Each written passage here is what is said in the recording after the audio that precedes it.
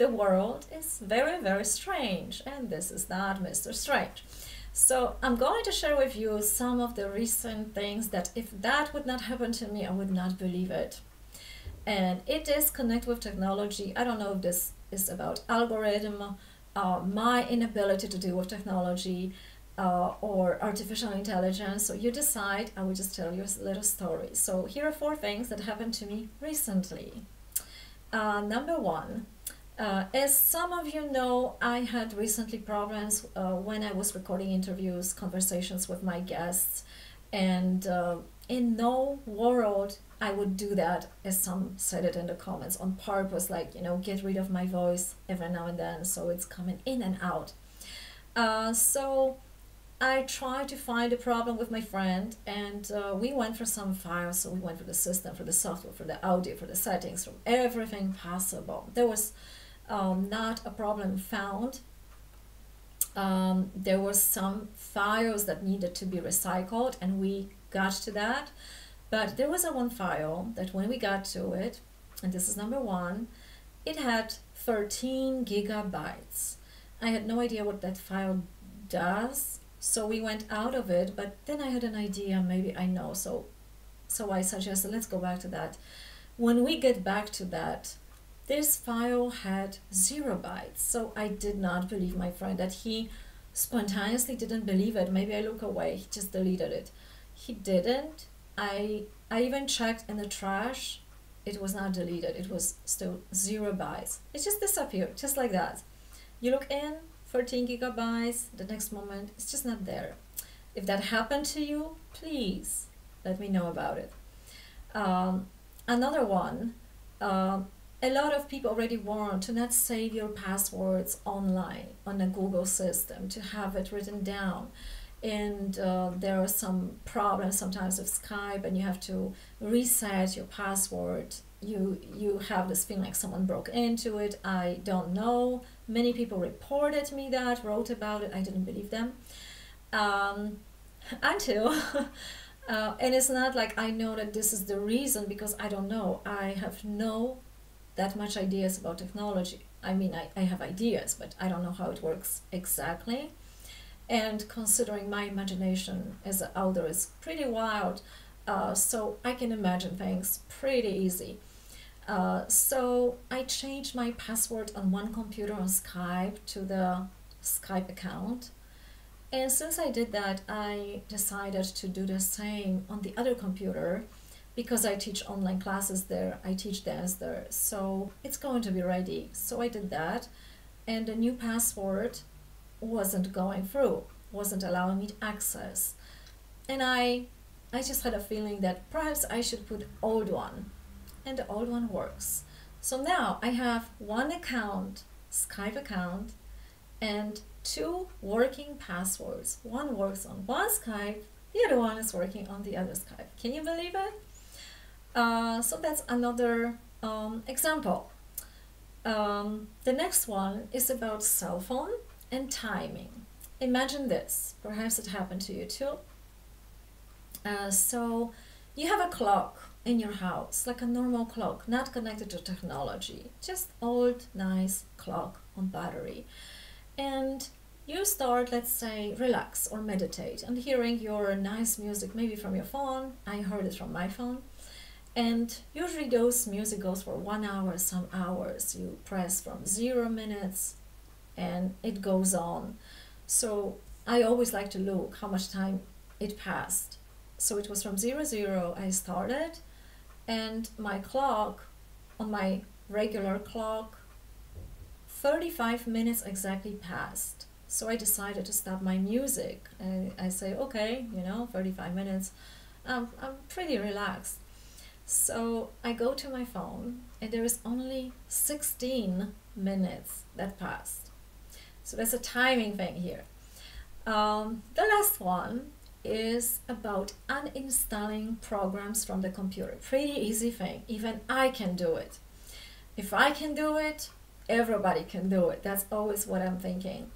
So I recently decided to also recycle some of the programs and get rid of the ones I don't use or I don't like to use anymore. And I was uninstalling Zoom. Zoom is, I have nothing against that program. I know it's very popular.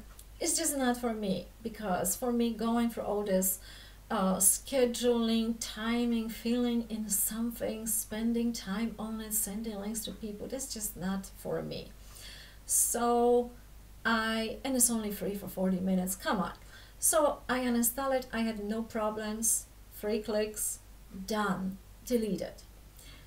The another one was old program, astrological program, I don't use, it's not valid anymore.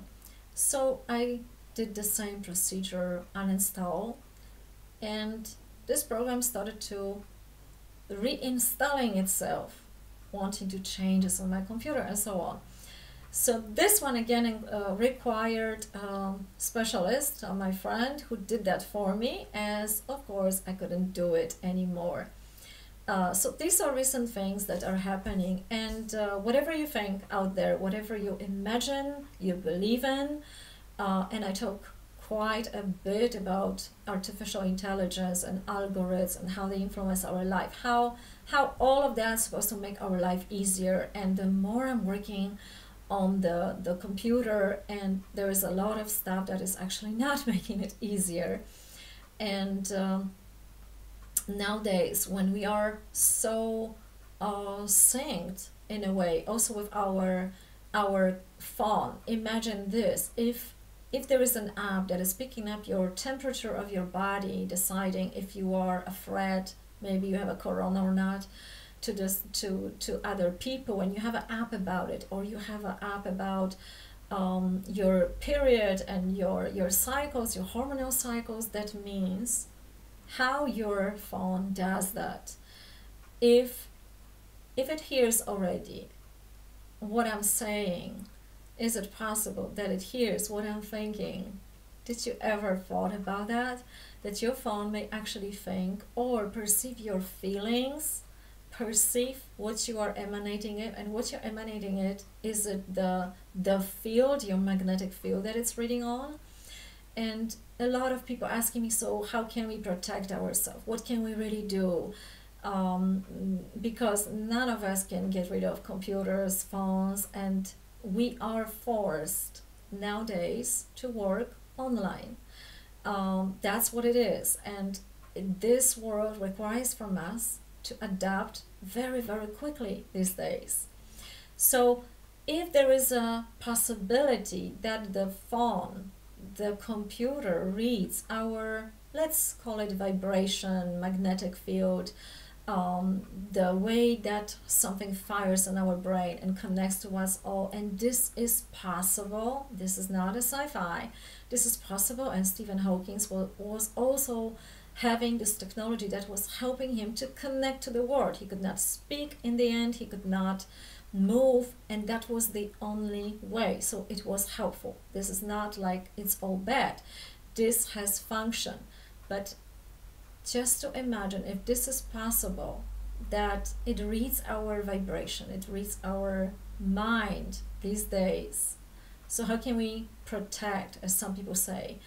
There is probably no better, I'm not even saying protection, but cooperation or adaptation to what's happening by raising your own vibration and paying attention how you feel every day. Because if it's picked up on, it's going to react to what we send.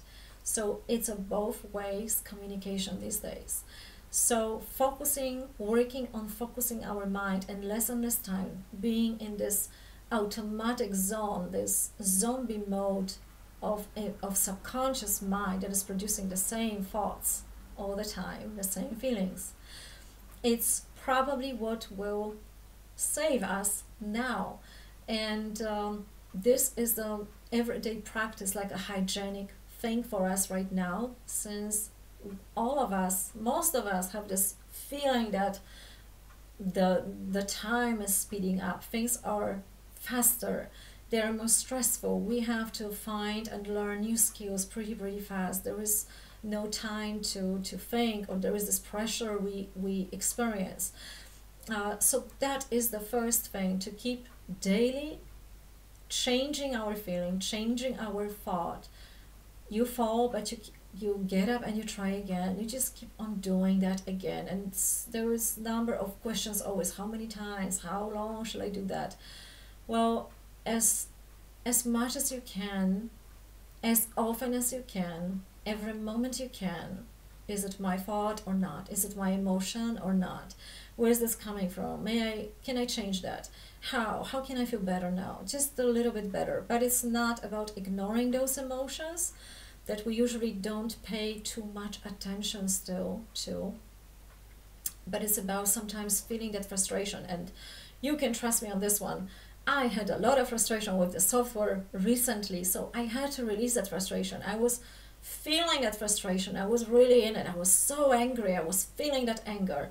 And before you release it, you really have to feel it. And only then you can transform it. Only then you can use it without judgment, to look at it as a form of energy, as a form of power that you can transform. Because in that frustration, there is a certain load of energy.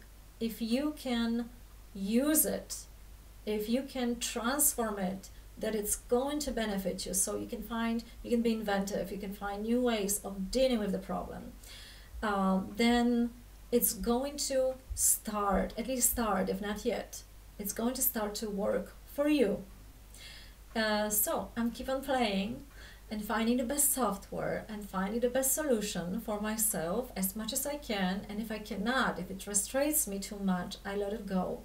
Because this is also not about fighting. This is also about strategy and letting it go when it doesn't work, when it's too much, let go. Then, well, I'm going to do one conversation online less. For a while, maybe I'm going to get another idea what I can do during that time. Maybe someone else will come and help me out with the software, which happened. So sometimes it's about waiting also and observing what's out there. So I hope, if you have any problems with technology, let me know about it. I hope these words help you a little bit and redirect your mind, or help you a bit and inspire you enough to find a ways of dealing, of transforming, of seeing what's happening and seeing that we are not helpless in the situation we are. And as long as we breathe, we can do something about it. We can connect to other people. We can find new ways of dealing with the problem. We can adapt the best way. And if not today, maybe tomorrow. We get up, we try again. So have a good day out there. Until the next time. Bye bye.